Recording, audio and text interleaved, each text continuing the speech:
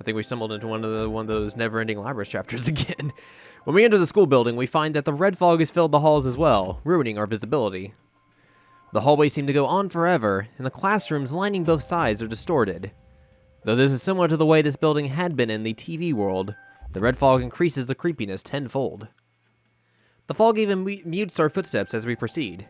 As we walk along, Koromaru-san growls. Koromaru-san? It would seem there's someone inside this classroom. A door reading "Music Room" is slightly ajar, and the fog is pouring through the crack. I put my hand on the door. Ken-kun and I silently nod at one another. I throw open the door, and Ken-kun and Koromaru-san rush inside. I follow them. In the center of the music room is a cross, just like the ones we saw on the monitor in the helicopter. The person tied to it is Akihiko-san. Sonata-san, we'll get you down at once. Who? Ken? Ken-kun rushes over to the cross and unbinds Akihiko-san. Akihiko-san is quite weak, and he stumbles once he is released from the ropes. Ken-kun and I hold him up on our shoulders. Thanks for saving me, Ken. Labras. And Koromaru, too? Sorry to barge in on you. I couldn't wait to hear your story, so I came here. I'm glad you're so impatient. Sorry about this. I'm glad you're safe now. Where are the others? Ah, am I late again? Sorry, guys, my bad. I turn around in surprise at a sudden voice from behind us. A man wearing a backwards baseball cap is standing at the music room's door. Oh, hey, Ken and Koromaru. And, are you Labras? Junpei-san, it's been a long time. I'm glad you made it here. Did you run into Yukari-san along the way? Junpei-san. Beginning personnel scan. Identified, Junpei Iori. As I thought, he's another of Mitsuru-san's comrades since high school. He is currently listed as a member of the auxiliary staff of the Shadow Operatives. Glad? You're glad about stealing the limelight from me? Ken-kun's expression changes, and he quietly moves his spear into a combat position. Scanning. Subject confirmed as a shadow. You're on to me already, huh? Oh well, I wasn't gonna try to hide it anyway. I've never faced Junpei-san before. Ken-kun laughs to himself and takes a step forward. Koromaru-san stands close by him. Seeing the two of them so ready for battle makes me blurt out my doubts. Hey, Ken-kun, are you okay with fighting somebody who looks just like one of your buddies? I mean, aren't you afraid? Like, what if that's the real one? Ken-kun smiles at me. He then explains himself in a tone of voice that makes me feel silly for doubting him.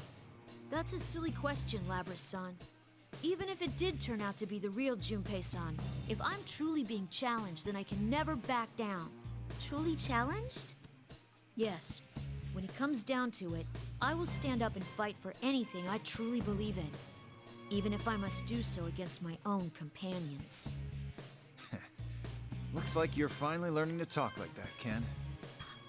Akihiko-san! Labras, let me tell you something. Even if the enemy you face is someone you once counted as a friend, in a battle for your beliefs, the bonds formed between true comrades will never break. Are you trying to bore me to submission? Let's get this over with already. Bring on the rain! The fake Junpei-san summons the red pillars. Akihiko-san looks confused for a moment, but Ken-kun explains the rules to him. Selfish rules as always. Normally I'd take him on, but let me take a quick break from the fighting for now. Yes, please rest, Sonata-san. We can handle this. Akihiko-san smiles happily and takes a step back. Ken-kun stands firmly in front of the shadow and takes up position. His resolve is so powerful that this young man looks strong, even to me. But I can't forget that I'm a shadow operative as well. I can do it too. We'll fight as Ken and the dog. Some dog fighting in here. Wait, that sounds really terrible.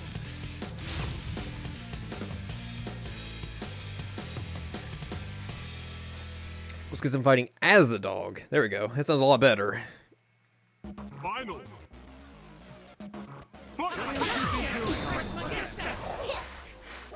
Kurumaru! Get him! Down below! Look at Koromaru. Kurumaru! Watch out!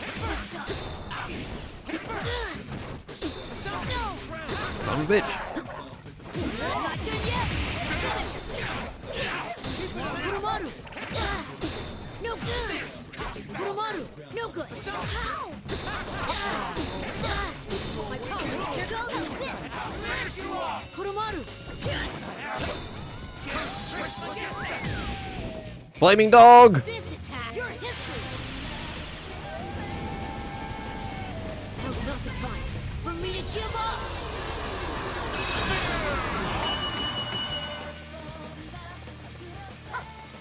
There's a reason I need to get stronger.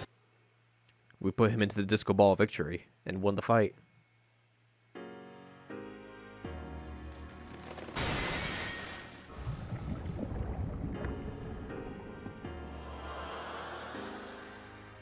Cracks form in the red pillars as they crumble into dust, then vanish entirely.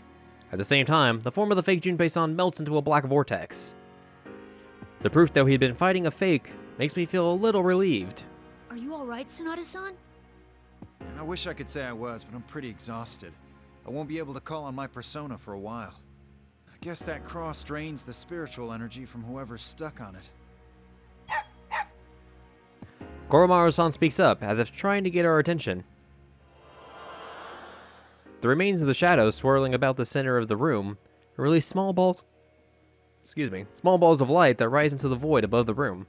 Weird. The same thing happened to the fake Yukun, too. It's flowing up. Does that mean it's being collected somehow? What in the world is that? There's something else that I've noticed. Everyone in Inaba, aside from us Persona users, has vanished. Doesn't that remind you of the Dark Hour and Tartarus? That's ominous. If I remember right from last time we were here, the enemy was trying to turn personas into shadows and collect their power. And we know all too well what happens when shadows gather in Tartarus.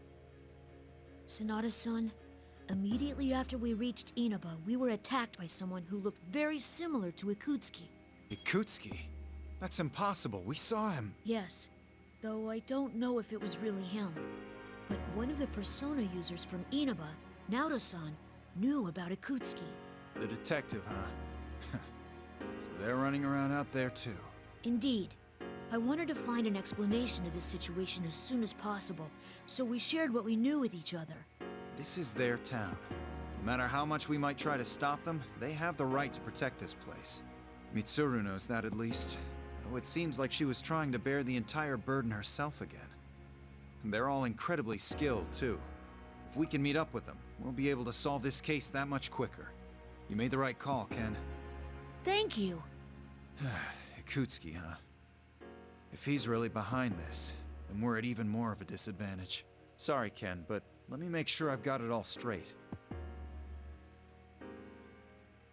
Now that Akihiko-san's recovered, his senses somewhat, we both explain the sequence of events we've experienced up until this point. So we fell right into the enemy's trap and got ourselves captured. How careless of us. There's no time to waste here. Akihiko-san is far from his normal condition, but he appears to have recovered enough to be able to walk on his own. We leave the music room and decide to look for some stairs so we can head up. Since the remains of the fakes were all going upwards, we conclude that there must be something above us that they're all going to. By the way, Sonata-san, how have Mitsuru-san and the others been? I haven't seen them in a while.